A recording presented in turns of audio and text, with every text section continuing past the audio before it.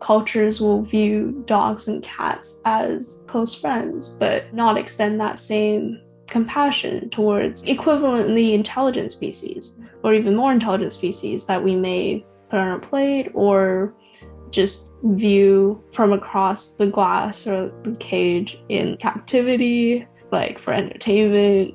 The world that we grow up in reinforces the ideas that most animals aren't deserving or don't, for some reason, need the provisions that they do.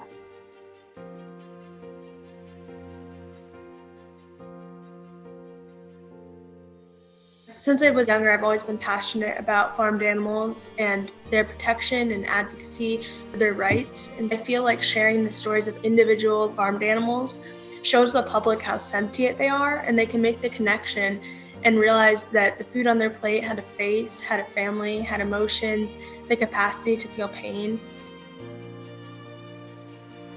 What really inspired me to get more involved with animal advocacy was Blackfish. I remember watching the documentary and just being absolutely shocked and horrified. I think what struck me the most was just how deep and complex the experience is of the animal, of the one that is suffering.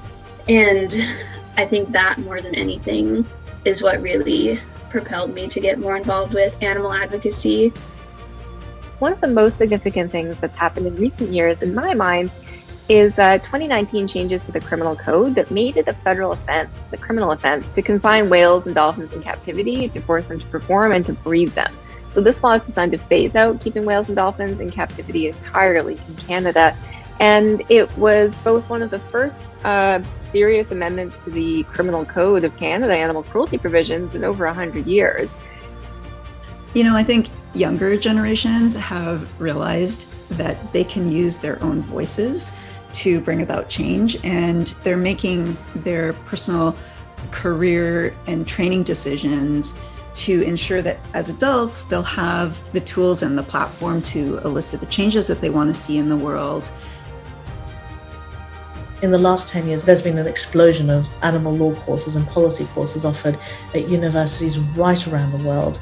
The openness of discussions about how human activities are affecting animals means that lawyers can get involved in conversations about how we govern those activities.